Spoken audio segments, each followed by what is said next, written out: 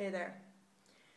Today I want to talk to you about something that I get a lot of resistance on from my clients, my new entrepreneur clients, and that is the rationale for focusing in on an ideal client.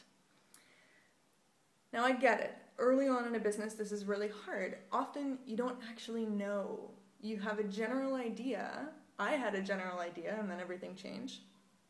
You have a general idea of who it is you want to work with and who it is you will work best with and who you want to attract into your business, your consulting, your store, if you have a brick and mortar store.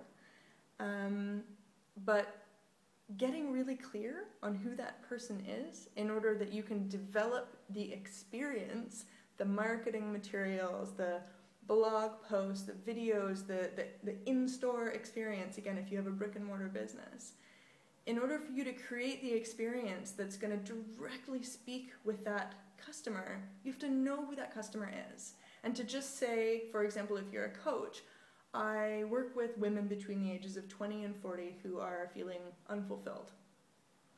Way too broad, way too broad. And I guarantee you, if you are a coach who that's your ideal client and your web copy is speaking to that broad-based ideal client, I guarantee you that you're struggling getting regular clientele because you're not speaking to a specific enough group of people.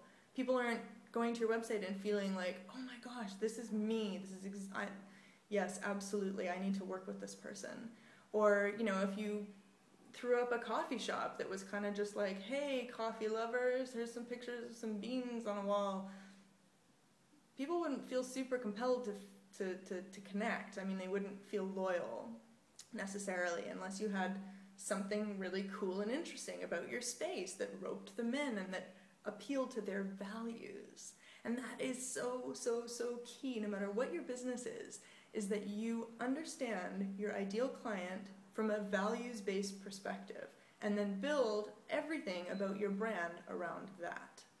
So that's really all I wanted to say. I just wanted to make a case for it for all you people who are early on in your business and you're like, oh, I don't want to get too specific. Get specific. I promise you it's one of the best things that you can do in order to actually get people in the door. And again, as always, I only give you advice that's based on my own experience, and I would encourage you to go, after you watch this video, and check out my website, read some of the copy, and see just how specific it is. My copy is written the way that I speak. It displays my values. I swear, which for a lot of people, they would read that and be turned off and not want to work with me. And that's cool because they're not my ideal client.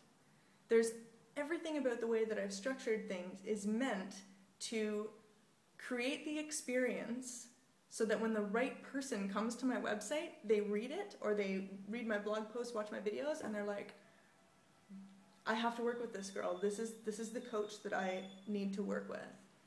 Because I am specific, because I understand the psychology, the value, the mindset of the ideal client that I enjoy and work with best. So use me as an example.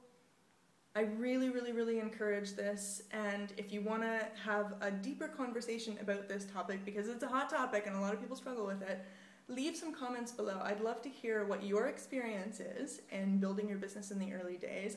If you've had the opposite experience, by all means, push back. I always love a little pushback, but let's create a conversation around this and let's share some resources around how to get clearer on your ideal client.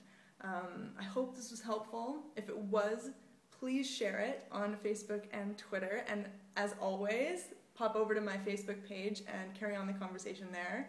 And I will see you next week.